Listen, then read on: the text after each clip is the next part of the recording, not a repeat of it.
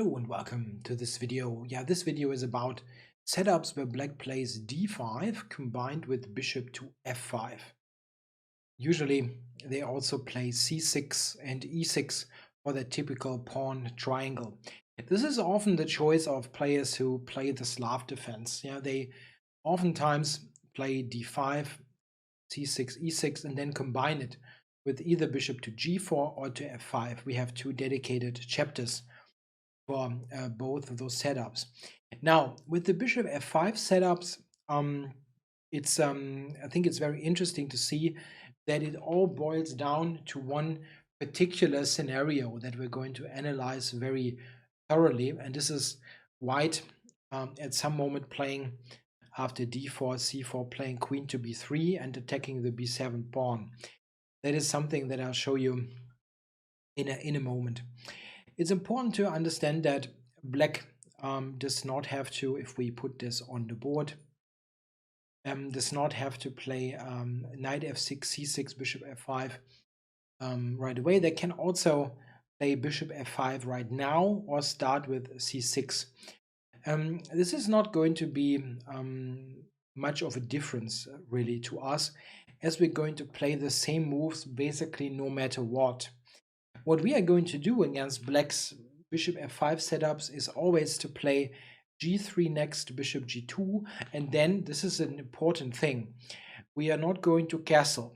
We're going to play c4 before we castle. And this is going to be really essential for the play that later ensues with queen to b3.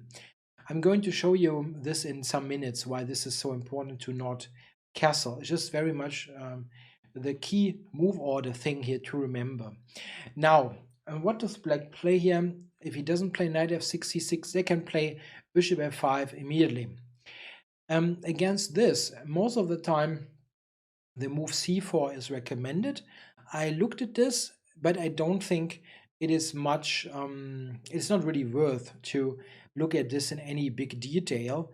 It's not so much of a punishment, let's say, compared to g3. So I recommend to just play g3 and we will get a completely normal setup. You can analyze c4, but I don't really think it's much better than g3, to be honest. Just maybe a little bit better for white. So just g3 to save some theoretical workload. They can start with c6, and after g3, bishop f5, bishop g2, e6, they can delay the development of the knight. It's not a big problem for us. We're going to play c4 anyway, again, before we castle. And here, black will probably play knight f6, or after knight d7, knight c3, play knight f6. There's really not much independent moves to look at.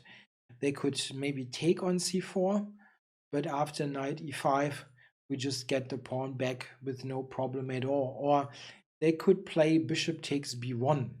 And this is something that we should look at just briefly. It is a bad move, but it's just one where it's a bit different to the scenario with knight f6 being played. So takes, check, bishop d2, queen a2. That was the idea of bishop f5. So black is saying, I'm giving up the bishop pair. Oops, I'm giving up the bishop pair, and I'm going to move the queen a ton of times.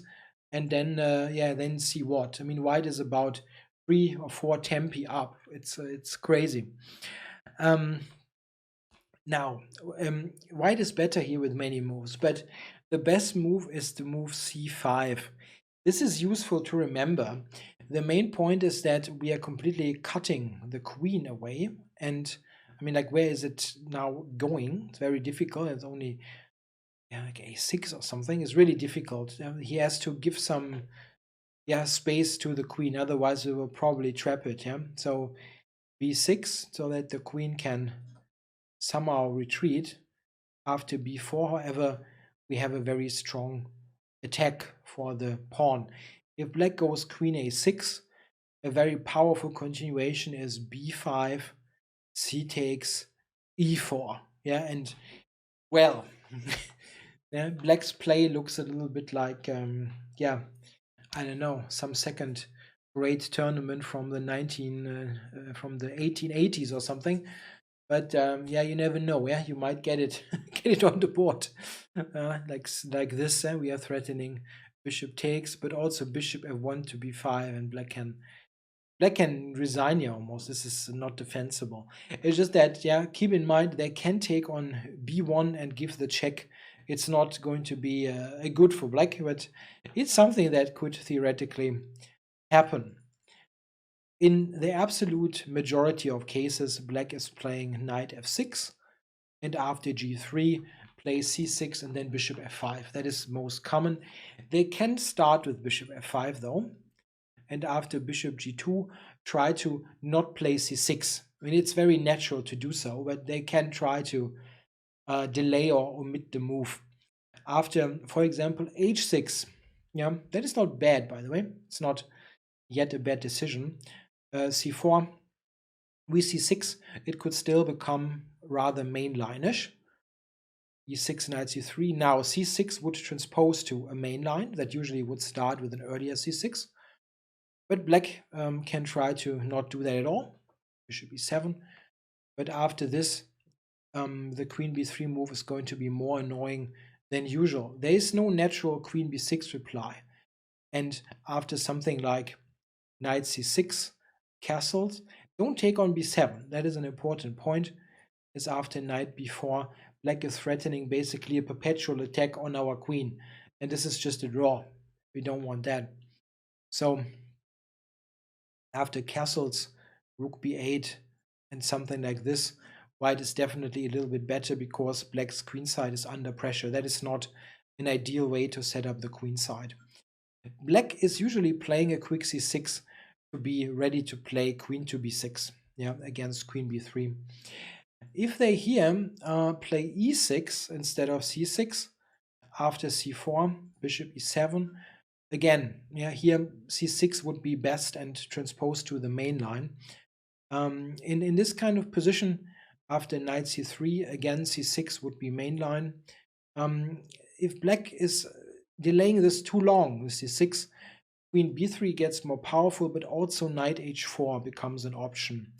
This is getting particularly interesting if this bishop has no retreat square on h7, and if the knight is already out, because often after knight h4, simply taking on b1 can be an exit strategy, but here we will simply get the better game. For example, after bishop e4, f3, black retreats, and we can take and expand powerfully in the center. This is just going to be very good for white. And for example, after c5, e5, and f4, we have a pretty substantial advantage. Yeah. In most cases, black will play c6, but these deviations will sometimes happen because people just don't know the theory all that well. They can also play this and not play c6, and we play queen b3 again.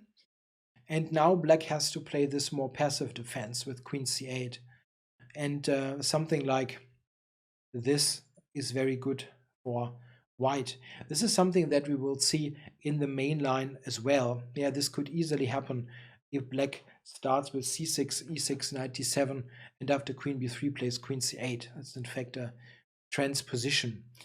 We have to mostly really look at the c6 based setups. They are by far the best for black and also the most common move, really. So g3, c6, bishop g2, and here bishop f5 is mostly played.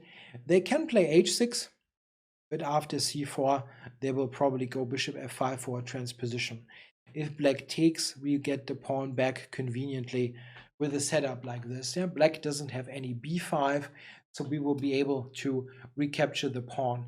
And if we get the pawn back without any other concession, it's going to be a good advantage for us. It's just that black has given up a central pawn, d pawn for a c pawn, and this is not strategically all that great without any concrete compensation, like a weakness or something like that. This would happen, for example, in the classical Slav main line, where white plays a4, it weakens the b4 square. Here, we mostly have to look at the move bishop f5, of course. Yeah.